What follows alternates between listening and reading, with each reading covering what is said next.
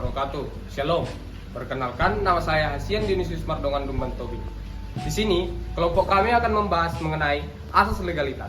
Asas legalitas adalah prinsip hukum yang menegaskan bahwa suatu tindakan hanya bisa dikenai hukuman pidana jika tindakan tersebut telah jelas diatur sebagai perbuatan pidana dalam perundang-undangan yang berlaku sebelum tindakan dilakukan.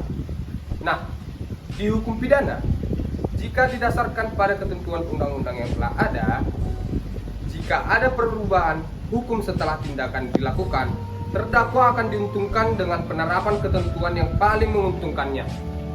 Nah, untuk berikutnya akan dilanjutkan oleh teman saya. Halo semua, perkenalkan saya Dimas Anugrah Akbar.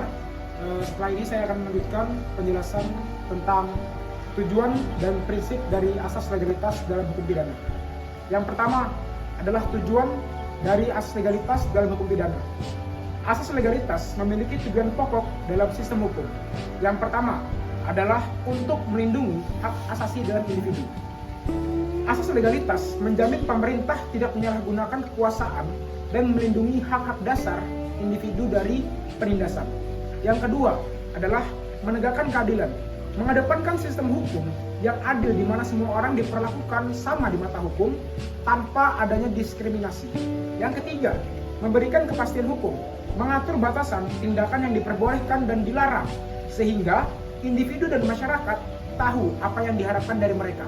Yang keempat, membatasi kekuasaan pemerintah dan memastikan pemerintah bertindak sesuai hukum dan tidak bertindak sewenang-wenang tanpa adanya pertimbangan dalam hukum.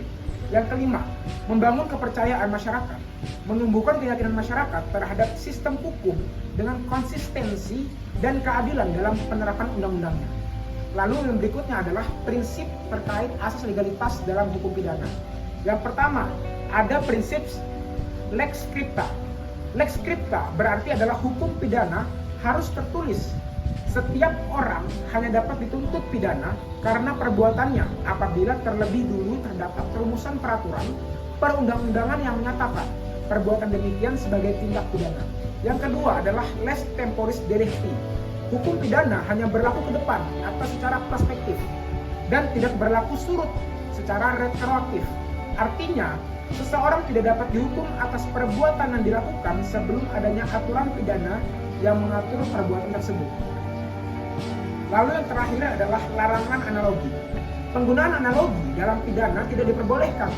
Hal ini karena analogi bukanlah metode penafsiran, tapi merupakan metode konstruksi yang tidak diperbolehkan dalam hukum pidana. Demikian untuk penjelasan tujuan dan prinsip dari asas legalitas.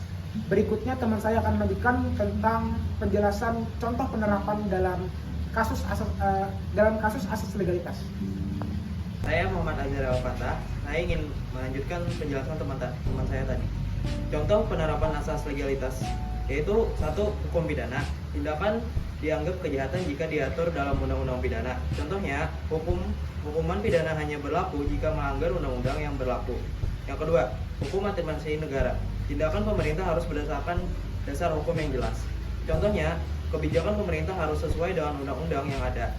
Yang ketiga, hukum perdata. Transaksi dan kontrak harus sah sesuai hukum. Contohnya, kontrak jual beli sah jika memenuhi persyaratan hukum. Yang terakhir atau yang keempat, hukum pajak. Kewajiban pajak berdasarkan undang-undang yang berlaku. Contohnya, besaran pajak harus sesuai dengan peraturan perundang-undangan. Oke, sekian, terima kasih.